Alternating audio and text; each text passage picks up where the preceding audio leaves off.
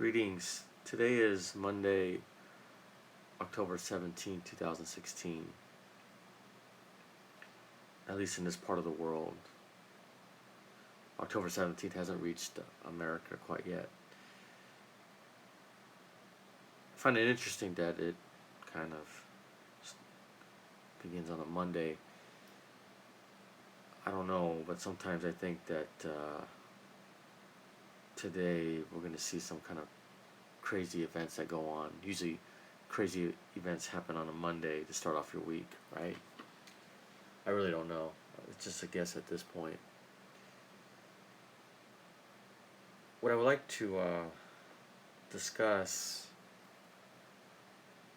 with both the present and future, and it's more like a voice, I suppose, a voice from the past, if you would, because I think many years people are going to look back and try to understand the events that were going on in the year 2016. Now, I'm not a prophet. I don't want to come across as a prophet or anything like that. I don't claim to be one. I don't claim to hear a voice from above. But I think my gift has always been to observe different events that have happened and tie them together and draw some kind of conclusion. Of course, based on a certain premise and assumptions that I've made. And so, right now, for those who might be listening in the future, what's going on right now is the general election, and more specifically, the presidential election between Donald Trump and Hillary Clinton. And I wanted to convey some thoughts that had occurred to me recently. And mainly it's for the Trump supporters out there. I think they would listen to this. Now, when the audio leaks came out of Donald Trump and the comments he made about a particular woman in television, all hell went loose in the media, right? And they covered it without end, trying to sabotage his campaign. But there was a thought that came to me as soon as I saw the headlines, and it wasn't a vision or anything like that. It was just a thought that came to me because you saw people within the GOP establishment kind of wavering in faith, wavering their support for Donald Trump. And when I saw the headlines, I kind of shrugged it off. I knew it wasn't going to be a problem. And I feel that way today. The media, of course, will paint a different picture about that. But I knew it wasn't going to hinder his path to the presidency. In fact, it will only make him stronger and embolden his supporters.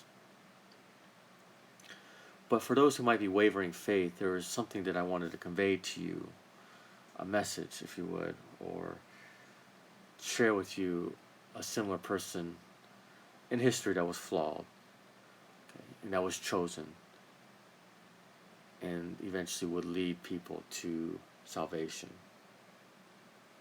Now, I'm not claiming Donald Trump is going to lead people to salvation. That's already been determined by our Lord, right, Jesus.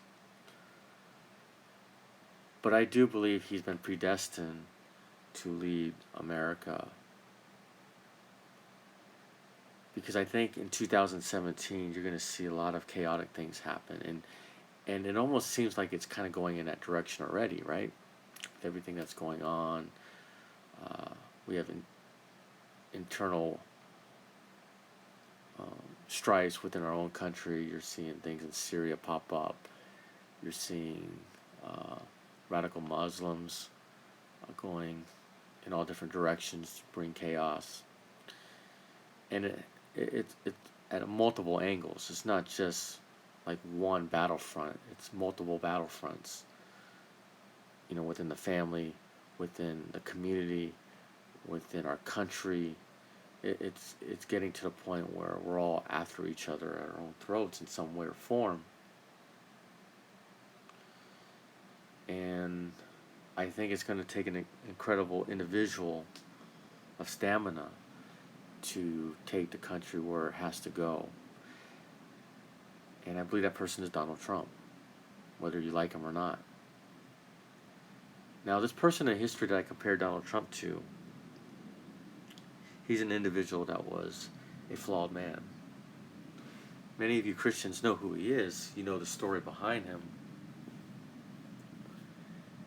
And, he's known as Paul, or St. Paul to the Catholics. He was, once named Saul, but then converted his name to Paul eventually, after his conversion. But if you were to analyze that story, there are a couple of main portions about that can be applied to Donald Trump in some way. One, Saul was a flawed man. Okay, when I mean flawed, I mean he was a persecutor of Christians. He persecuted somebody that he disagreed with, right? So yeah, he's flawed. Worse than, Donald Trump, obviously. And yet, the Lord saw something in him and chose him. Chose Saul to lead his people, but not only lead his people, but to do a very important task, and that was to spread Christianity, right? Now, I'm not saying that's what Donald Trump's role is going to be. I'm just saying Donald Trump is a flawed man, according to the left, and for what he is. We all are flawed. So is Saul, a flawed man, and yet chosen by our Lord. See, I believe that Donald Trump is predestined to become president because there's certain things that are going to happen that will require somebody of great stamina, somebody of unwavering faith, someone that is strong, and that is Donald Trump. See, it's not going to matter who the president is going to be, because as early as this month, but I do believe in 2017, America and the rest of the world is going to face something it has never seen before. Science will not be able to explain it, and people are going to freak out because they're not going to know what is going on. And when something like that happens, people always look up to the top, to the leadership, to get answers, right? And it's not that Hillary Clinton isn't capable of leading a country, she's just not the right person for the job of what's going to take place. It is going to be something beyond anything can possibly imagine, and you're going to wonder, is this for real? And so that's my premise, that there's going to be a major event that's going to, not just one event, but a set of events that are going to be so chaotic that it will require somebody, a champion of the people, to rise and to lead America, because America has a very important role, I believe, in all of this, as well as other countries. And I'm not talking about big countries. I'm talking about very small, maybe minor countries that a particular event will happen and will take place. But I believe Donald Trump is predestined. And so for some of you who are wavering faith, because immediately you saw part of the GOP establishment wavering faith, I don't want you to lose faith. Remember that St. Paul was a flawed man, a persecutor of Christians, a hater of Christ, and yet he was still chosen by our Lord. And he would go on to do great things for Christianity, right? So I believe that is Donald Trump. He's kind of like the St. Paul of our times. Not in the exact way of, spreading Christianity, but at every point in history where there was a huge conflict, there always stood a leader that would rise to the occasion. And Donald Trump is a larger than life character. There is something about him, whether you love him or not, there's just something about him that he's just unwavering. And this world in America is going to need somebody like that. So don't lose faith in Donald Trump. Don't lose faith. The Lord will make sure that he gets to the presidency. Now there's a bigger picture that I have here and why I believe in what I believe in. Because I've been watching how the events unfolded as far as 2008 when I started to pay attention to what was going on. And I saw the rise of Barack Obama, which to me, as soon as I saw him, I knew that there was something not right. There was just something not right. It's almost like in the movie, Star Wars Episode 1, it was titled The Phantom Menace. And the Phantom Menace, was just something lurking in the background. And you didn't know quite what it was, but you just knew something wasn't right. And the day that Barack Obama stepped up to the plate, I knew that there was something not right.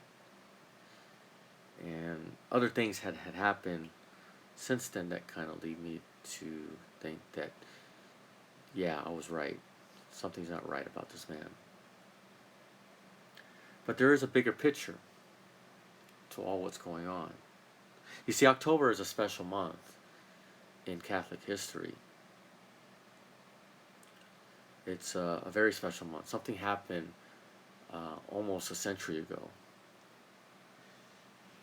And which leads me to think that as we get close to the 100th anniversary, that we're going to see more chaos ensue.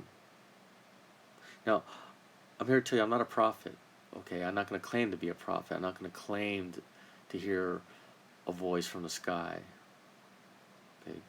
I'm just saying that I have observed several events in history where I took notice of things that happened in history, and I'm kind of putting it together in a kind of a logical way, assuming that these events really had happened. See, in 1917, the Virgin had appeared to 3 children, but it was a few months prior to October that she had appeared. I think it was like May of 1917. I'm not really sure, but it was in October that a great miracle happened. It was on October 13th, and we had just passed October 13th. The miracle of the sun is what they would call it. Now, 1917 is a special year. Okay, I believe that is the starting period. And you might ask, well, starting period of what? If there's a starting period, is there an ending period? Well, I don't believe that there's going to be like an end of times. I've been told that it is not going to be the end of time, it's just an end of a certain period. That means there has to be a starting period, right? Well, going a little bit further back before Fatima had occurred, the great miracle in October 1917, there was a Pope Leo the 13th, that had a vision. And the vision was Satan confronting God and wanting to challenge mankind for 1 century, right? So God would grant him that wish for whatever reason. That's according to his vision. There's probably more details than that of course I'm missing. We don't really know what exchange had happened, right, between God and the devil. But assuming that it did happen, that Pope Leo the 13th had this vision. And then in 1917, the Virgin would make appearances, kind of as a messenger. And, the great miracle happened in October 13, 1917. You see, if someone's going to write about or witness these events, they need something solid. So some scholars may say, the starting period was maybe 1914 or something like that. I say it's 1917 because we have a benchmark period of significance, and that was the Great Miracle, October 13th, 1917. That's a benchmark period. Now, I'm not saying that's the case. I'm just saying 1917 was a year of significance, whether it be the Virgin appearing to 3 pheasant children in Fatima. But really, the event that happened on October 13th is a major significant part of the Catholic faith. And so I kind of view that as maybe the starting period. But truthfully, I don't know. Okay, that brings us to 2016, right? October. The 99th anniversary had just happened. Okay, so going back to what Pope Leo had said, that God would grant Satan 100 years, a century basically, of testing humanity. And so we're coming up on the 100th anniversary. So we're in that last year right now. Right? And you look back in the last 100 years, you look how, with all the different wars, World War I, II, all the wars after that, and look how corrupt that we are as a society now. You have to look at and say, something's just not right, right? Something is just not right. And when there's a war, there's a culmination period. There's a part where there's like a climax. You see, people think that we have to be surprised by this apocalypse, that one day it's just going to show up and we're all going to be surprised, right? But I believe we've been in it for the last 99 years. Why do we have to be surprised by it? Now, when certain events happen, certain chaotic events happen, yeah, you're going to be surprised, of course. But we've been at this war, this spiritual war now, it's a spiritual war, for a very long time. You see? So, if you go off the premise that there's a starting period of 1917, and that Pope Leo XIII had made the prediction or prophesied that Satan would be allowed to test humanity for 100 years, and you add 100 years plus from 1917, you get 2017, right? And there's some other things in between that happen within Catholic history under the auspice of the Catholic Church. Some other significant things that tells me mathematically that we're getting very, very close to that. And I had to expand on that later, but what I wanted to get through is that we are kind of reaching that culminating point. And since we're reaching that culminating point, it almost requires that certain people be in position to lead when a great leader is needed. Now, I know Donald Trump is a Catholic. That doesn't really matter. Okay? I just recognize he has a certain quality about him, and look where he is at in history right now. There's no other person that is larger than life. No other person that is kind of a lion. And you look what he stands for, and look what he's fighting against. There are a lot of evil forces working at hand, working to disrupt his campaign, people in government. Look how corrupt our government has become. You have billionaires throwing money, trying to toward his presidency. But that's not going to matter. You see, that's not going to matter at all. Let them throw and waste all their money all they want. But that's not going to matter. What they're doing right now is out of desperation because they know that they know that they're losing, but they have to create the illusion. The media has to create this illusion, and so they're so desperate that they've already kind of come out and say, Hillary is a few points ahead, but that isn't the case, and they know deep down inside that isn't the case. But that's okay. It's not going to matter. God's hand is going to be all over this election. See, it makes sense to me now that why Mitt Romney didn't win. Even though I wanted him to win because I knew Barack Obama would be someone who would invite chaos to this country and to the world from the very beginning, I just knew that he wasn't the man for the job. And, it turned out to be right. But Donald Trump is something different, something that this country has never seen before. But it's someone that we need. Because when we get to that culminating point, when there's going to be a lot of chaos, it's going to require somebody like him to lead this country. Okay?